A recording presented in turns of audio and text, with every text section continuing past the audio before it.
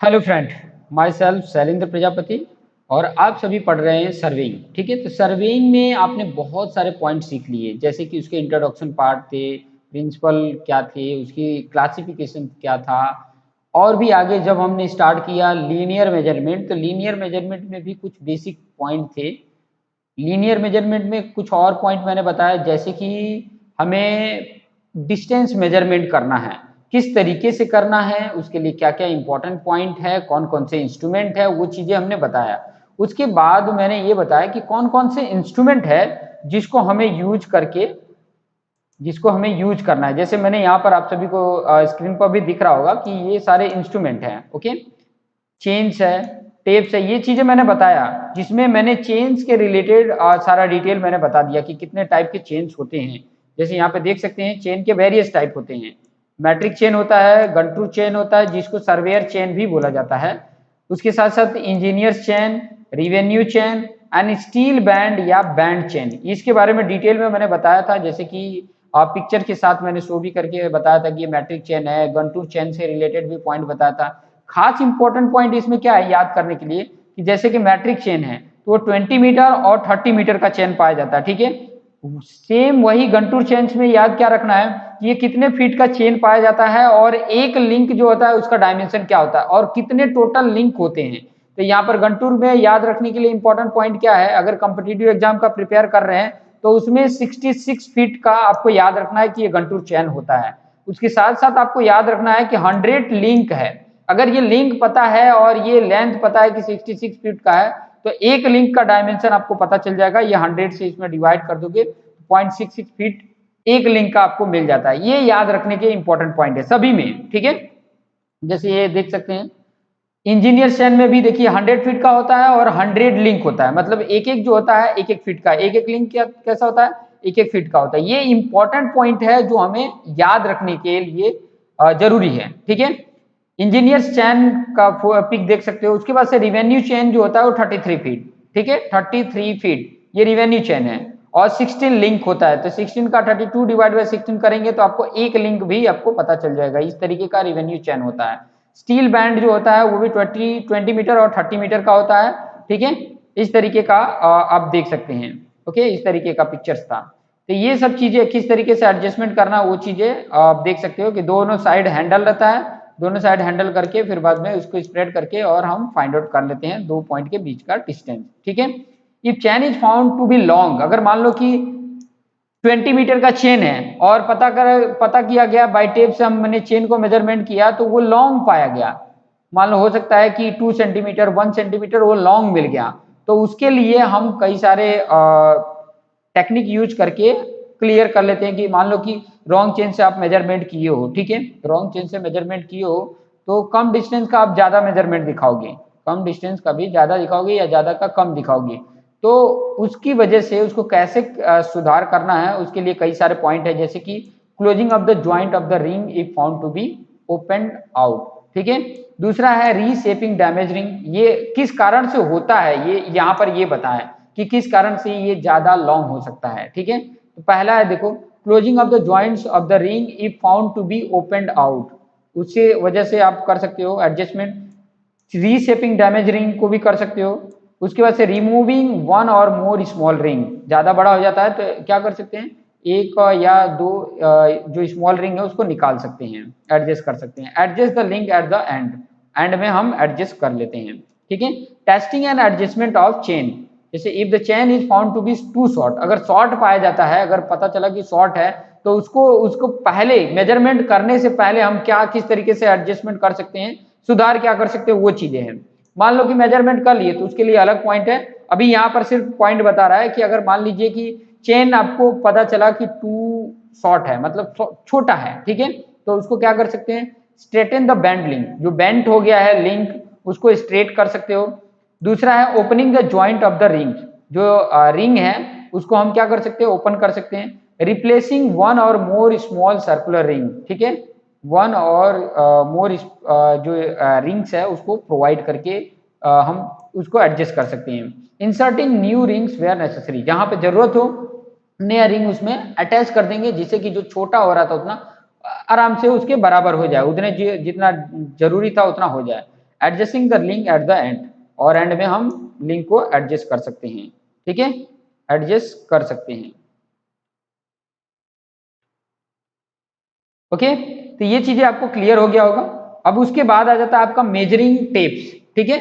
Tape से कैसे measurement करते हैं और कितने टाइप के मेजरमेंट होते हैं। जिस तरीके से चेन का यूज करके हम मेजरमेंट करते हैं, सेम उसी प्रोसीजर के थ्रू हम क्या करते हैं, टेप का यूज करके भी मेजरमेंट करते हैं। और क्या मेजरमेंट करना होता है, लीनियर मेजरमेंट करना होता है। लीनियर मेजरमेंट के थ्रू हम कोई भी दो पॉइंट के बीच का डिस्टेंस फाइंड आउट कर सकते हैं, या लैंड का कोई भी प्लेन लैंड है तो उसकी हम डिस्टेंस दो पॉइंट के बीच का फाइंड आउट कर सकते हैं, या कोई भी डिस्टेंस मेजरमेंट करना है वो विद द हेल्प ऑफ हम टेप से कर सकते हैं।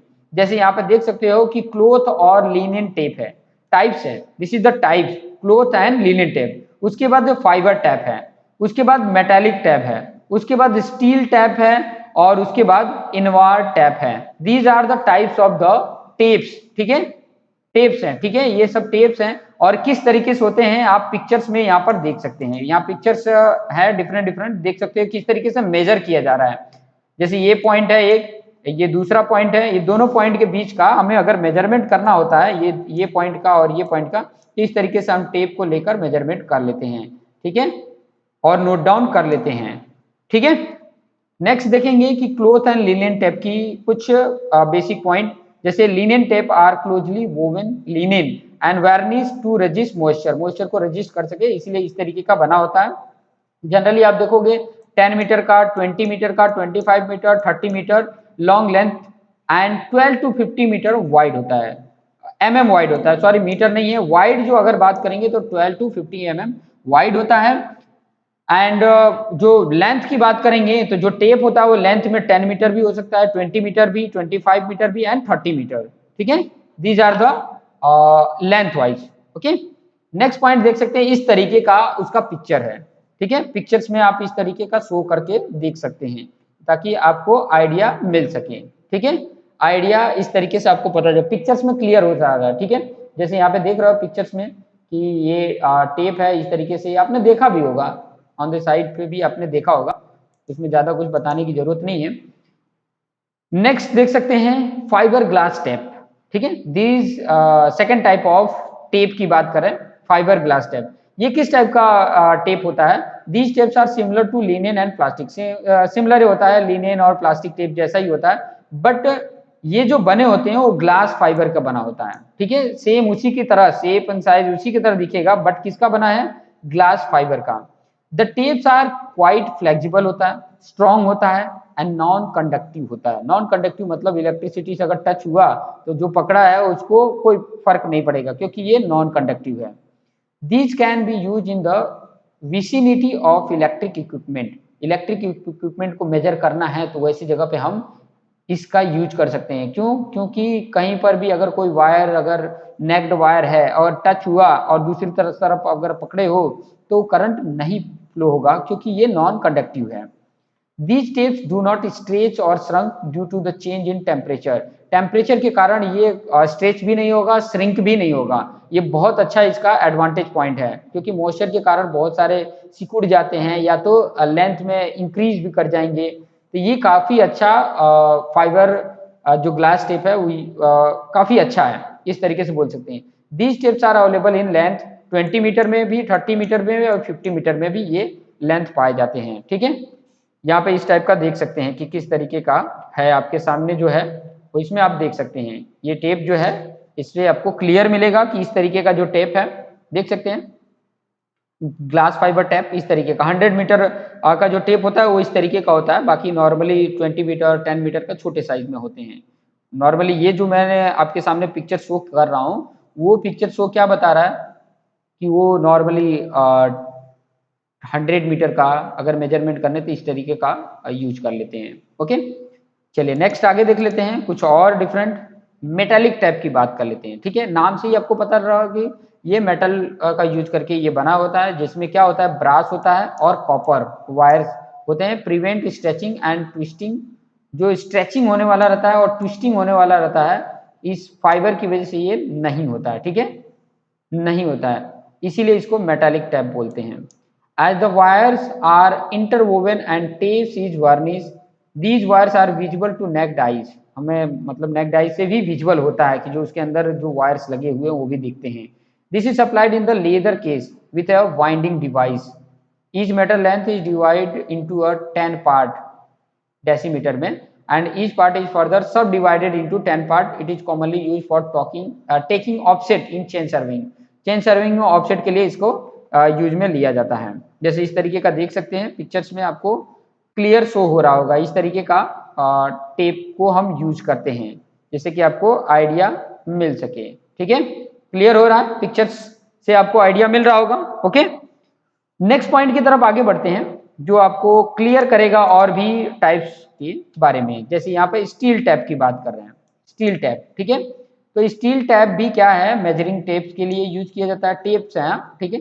The steel tape is made of steel ribbon of width varying from 6 to 16 mm. ठीक है, the commonly available length are 10 metre, 15 metre, 20 metre and 30 metre and 50 metre. ठीक है, इस टाइप के मतलब मेटालिक जो स्टील टैप है वो इतने मीटर वाले टैप में पाए जाते हैं. अलग अलग डायमेंशन के अलग अलग टेप होते हैं. It is graduated in metre, decimetre and centimetre. उसमें मीटर भी होता है, डेसीमीटर भी होता है, सेंटीमीटर भी होता है. Steel tapes are use for the accurate measuring of distance. Accurate measurement के लिए इसका ज्यादातर यूज में लिया जाता है. ठीक है, क्लियर क्लियर हो रहा होगा. आगे देख लेते हैं. जैसे कि ये आपके सामने स्टील टेप है जिससे कि आपको क्लियर हो रहा होगा. ओके, इनवार टैप की बात कर लेते हैं. Invar tape. Okay, invar tape are made of alloy of nickel. 36% निकल होता है और 64% स्टील होता है. Having very low coefficient of the thermal expansion. ठीक है, low coefficient, very low coefficient of thermal expansion होता है. These are the 66 mm wide होता है and generally available in length में अगर बात करेंगे, अगर जनरली हम लेंथ में बात करते हैं तो आपके सामने ये भी शो हो रहा है. ठीक है, ओके, तो यहाँ तक आपने सभी कंप्लीट कर लिए थे. जैसे इनवार टैप के बारे में बता रहा था तो कुछ प्रॉब्लम्स आ गए थे जिसकी वजह से ये सॉर्ट आउट कर रहे हैं. ठीक है, इनवार टैप. इनवार टैप का अगर बात करेंगे तो ये एलॉय निकल का 36% होता है और स्टील 64% होता है. Very low coefficient of the thermal expansion. इसकी जो थर्मल एक्सपांशन कोफिशिएंट होता है वो बहुत ही लो होता है. अच्छी बात है. ठीक है, these are the 6 mm wide and generally available in length 30 metre, 50 metre and 100 metre. Okay, 1 minute. ठीक है, क्लियर हो रहा. आगे हम पॉइंट की बात करेंगे. 1 मिनट.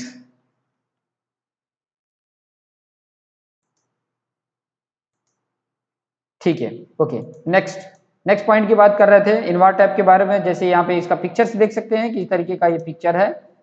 नेक्स्ट एरो की बात करते हैं. डिफरेंट टाइप ऑफ इंस्ट्रूमेंट के साथ साथ जो लीनियर मेजरमेंट में जो इंस्ट्रूमेंट यूज होते हैं वो डिफरेंट. जैसे मैंने पहले चेन बताया, फिर टेप बताया, अब हम बात करने वाले हैं एरो की बात. ठीक है, अभी एरो से रिलेटेड अगर मैं पिक्चर्स भी शो करके बताऊं, ये जैसे यहाँ पे पिक्चर देख सकते हैं, ये पिक्चर्स है एरो. ठीक है, इसका नाम है एरो. आपने सर्वेइंग का मेजरमेंट किया होगा तो उसमें ये एरो यूज किया जाता है. क्यों यूज किया जाता है यहाँ पर बता रहे हैं. ठीक है, पहले तो उसके कुछ डायमेंशन देख लीजिए. Arrow are made of tempered steel wire of diameter 4 mm. One end of the arrow is bent into ring and diameter 50 mm. जो रिंग ऊपर साइड में होता है वो 50 mm डायमीटर का होता है and the other end is pointed. Its overall length is 400 mm. Overall length कितना होता है? 400 mm होता है, मतलब 40 centimetre. Arrows are use for counting the number of chains while measuring a chain line. ठीक है, जैसे बीच के पॉइंट को इंडिकेट करने के लिए, अभी जैसे मान लीजिए 20 मीटर का चेन यूज कर रहे हो बट जो डिस्टेंस मेजरमेंट करना है वो 100 मीटर है, तो जो 20 मीटर चेन यूज किए तो वहां पे एक पॉइंट लगा दिए, फिर उसके बाद 20 मीटर लिए फिर एक पॉइंट लगा दिए, तो पॉइंट को इंडिकेट करने के लिए एरो का यूज किया जाता है. ठीक है, और इसे पता भी चल पाता है कि कितने चेन हमने मेजरमेंट किए. An arrow is inserted into the ground after every chain length measuring on the ground. जो मैंने पॉइंट आपको बताया वही है. जैसे ये इस तरीके से आप देख सकते हो इसके पिक्चर्स. ठीक है, इस तरीके का भी होता है. Okay, ranging rod different. चौथा पे आ गया. पहला आपका चेन था, दूसरा आपका टेप था, तीसरा एरो, और उसके बाद से चौथा जो होता है रेंजिंग रॉड उसको बोला जाता है या ऑफसेट रॉड बोला जाता है. ठीक है, रेंजिंग रॉड या ऑफसेट रॉड बोला जाता है। अब रेंजिंग रॉड के डिटेल के बारे में बात करेंगे तो रेंजिंग रॉड जो होता है are use for ranging some intermediate point on the survey line. ठीक है, ये एक्चुअली वर्क क्या करता है पता है, स्ट्रेट लाइन इंडिकेट करने के लिए होता है कि जो हम सर्वे करने वाले लीनियर मेजरमेंट करने वाले हों उसको एक स्ट्रेट लाइन में इंडिकेट करने के लिए किया जाता है। ठीक है, इंडिकेट करने के लिए किया जाता है। ओके, रेंजिंग रॉड को समझते हैं कि रेंजिंग रॉड क्या है। ठीक है, तो ranging rod and offset rod के बारे में थोड़ा सा जान लेते हैं कि रेंजिंग रॉड क्या होता है और ऑफसेट रॉड क्या होता है। तो रेंजिंग रॉड या रेंजिंग रॉड की अगर बात करूं तो रेंजिंग रॉड का काम क्या होता है कि जो आपका सर्वे लेंथ करना है, ठीक है, जो आप लीनियर मेजरमेंट करने वाले हो उसको हम एक स्ट्रेट लाइन में कर सकते हैं with the help of ranging rod. जैसे यहाँ पर आप स्टेटमेंट में भी देख सकते हैं, ranging rod are use for ranging some intermediate point on the survey line. और रेंजिंग करने का प्रोसीजर भी इसके प्रीवियस वीडियो में आपने देख भी लिया होगा, डायरेक्ट रेंजिंग और रेसिप्रोकल रेंजिंग या इनडायरेक्ट रेंजिंग भी बोला जाता है। रेसिप्रोकल को हम इनडायरेक्ट रेंजिंग भी बोलते हैं। ठीक है, ranging rod are generally 2 to 3 metre in length होता है, 2 से 3 मीटर लेंथ में होता है and painted with the alternate band black and white या रेड एंड व्हाइट होता है। ब्लैक एंड व्हाइट में या रेड एंड व्हाइट में कलर में होता है, वो भी अल्टरनेट में होता है with the length of each equalisation 20 centimetre. 20 centimetre पे हम ये कलर करते हैं। आपको पिक्चर्स भी दिखा दूंगा कि ताकि आपको आइडिया मिल सके, आपको कोई भी डाउट न रहे।